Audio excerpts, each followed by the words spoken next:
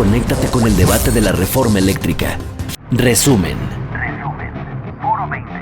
Foro 20. Energías limpias y renovables en la transición energética. Al tiempo de agradecerles a todos, especialmente entiendo la responsabilidad que tiene la jefa de gobierno y que nos comentó a la diputada Blanca Alcalá, ella tiene que cumplir con su responsabilidad y que haya estado en este foro de Parlamento abierto.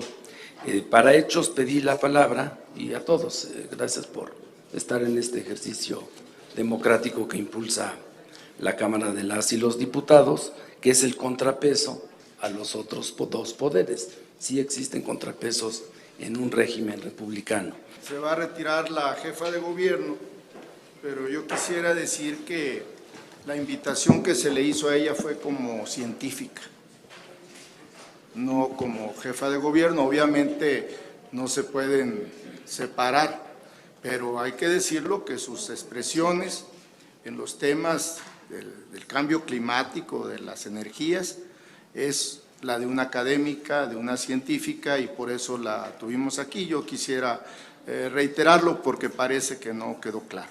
Yo pienso que es muy importante la participación política de los jóvenes y las jóvenes.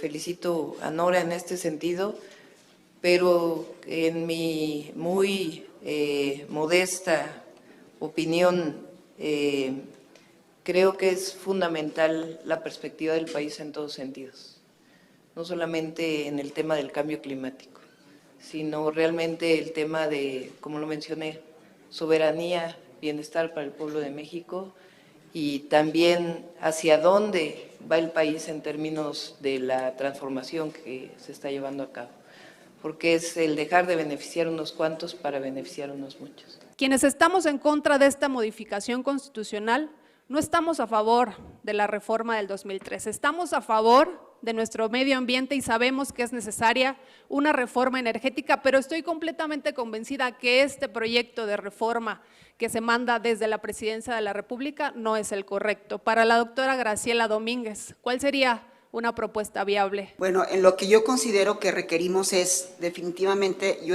hago mucho énfasis en la transparencia. Por eso defiendo los órganos regulatorios y por eso defiendo que haya muchos jueces. Necesitamos transparencia y necesitamos tecnología. Con esas armas podríamos crear una administración de la energía de una manera más eficiente en México. Es importante, y lo mencionó la doctora Claudia Sheinbaum y otros de los ponentes, el tema de que se incluya a todos los mexicanos, ¿sí? Y también se ha mencionado aquí la importancia de que el Estado nos ayude con el tema de la reducción de CO2. Y los gobiernos de las megalópolis de Guadalajara, Pablo Lemos, y de Monterrey, Luis Donaldo Colosio, han firmado la Carta por el Aire.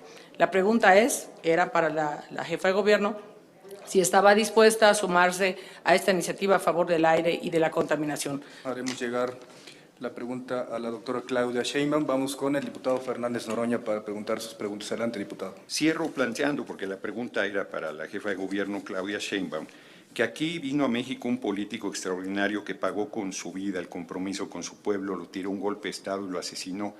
Y nosotros queremos que los jóvenes participen en este proceso de transformación, porque un joven que no es revolucionario pues es una contradicción hasta biológica, decía el gran gigante Salvador Allende. Yo digo que un joven que no es revolucionario pues nació decrépito, y un joven que diga que admira a Peña Nieto pues está de diagnóstico urgente, francamente, y de Acción Nacional ni se diga. Gracias, diputado. Haremos llegar su planteamiento a la jefa de gobierno. Vamos ahora con la diputada Karen Castrejón, presidenta de la Comisión de Medio Ambiente y Recursos Naturales. Desde su punto de vista, ¿cuál sería la consecuencia jurídica de establecer el mandato constitucional de que, como garante de la transición energética, el Estado deba utilizar de manera sustentable todas las fuentes de energía, con el objetivo de reducir las emisiones de gases y compuesto de efecto invernadero? Es una contradicción, porque hablar de transición energética utilizando todas las fuentes de energía, justo cuando la transición de energía lo que quiere es desplazar ciertas fuentes de energía, como es petróleo y carbón, para introducir cada vez más otras fuentes de energía. El texto para poder ser interpretado a la luz del cuarto constitucional, del propio 25, tendría que dejar muy claro que el Estado queda a cargo de la transición energética con el fin de reducir las emisiones de gases de efecto invernadero. Lo demás, yo lo quitaba, porque hace el ruido de cuál es el fin de la transición energética. El fin es precisamente, como dice el texto, reducir emisiones de gases de efecto, entre otras, ¿no? Los únicos proyectos que la CFE plantea construir en esta administración son más centrales eléctricas de ciclo combinado, las mismas que van a necesitar como base para su funcionamiento la importación, el gas natural. Y la pregunta es, ¿la importación garantiza la soberanía energética? El Estado se debe de allegar de todas las fuentes que tiene a la mano para apalancar esta transición energética. Hablamos de los proyectos de ciclo combinado y de las centrales de ciclo combinado y hablamos de la necesidad de la importación del gas natural, un recurso per se pues, no renovable. Si bien estimamos que las reservas de gas natural en los años venideros se harán más costosas o serán más requeridas para el apalancamiento precisamente en la transición energética, pues en la diversificación de nuestro portafolio tecnológico. Yo creo que la solución no solamente es una cuestión de importación o exportación, también es un tema de integración regional. Vamos a hacer una diplomacia energética, una diplomacia eléctrica y utilizando nuestras riquezas nacionales y utilizando también nuestras múltiples pertenencias, precisamente podemos diversificar nuestras potencialidades y socios comerciales y no solamente depender del gas natural. Claro que CFE lo puede lograr, cuesta 6,000 millones de dólares. La pregunta más bien es si CFE tiene 6,000 millones de dólares. Si los tiene, claro que puede. Si no los tiene, la respuesta es claro que no puede.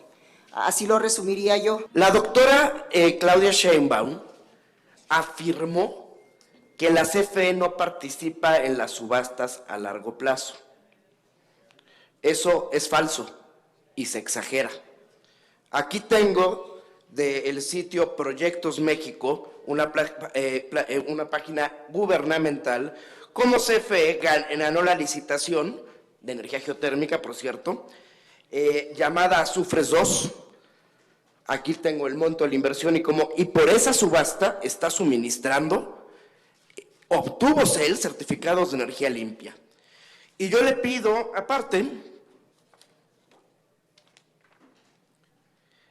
aquí se puede acreditar cómo la energía geotérmica que solo produce CFE, en enero de este año, está participando en las subastas a largo plazo por un monto total de 11,700,000, casi 1,000 pesos.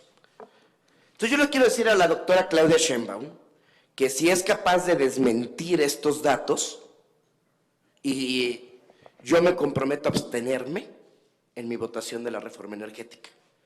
Pero si por el contrario ella no es capaz de desmentir estos datos, cese el ataque constante y permanente en contra de los alcaldes de oposición a través de la Unidad de Inteligencia Financiera de la ciudad y a través de la Fiscalía de Justicia. Si esta iniciativa garantiza o no la energía para el presente y futuro, pero con tarifas justas y económicas en beneficio de las y los mexicanos. Sobre los fenómenos no podemos extraer consecuencias de ninguna otra manera, ¿no?, para garantizar la sustentabilidad, más que en su implementación. Es lo que yo sostendría y obviamente del espíritu y de la interpretación sistemática de los artículos constitucionales efectivamente se contempla la cadena desde la generación de energía sustentable hasta el precio final. Agradecería nuevamente la presencia de quienes han aceptado la invitación a participar en este foro de Parlamento Abierto y a las y los legisladores que pudiéramos continuar pues con los trabajos que tenemos encaminados para esta reforma. Cámara de Diputados, Legislatura de la Paridad, la Inclusión y la Diversidad.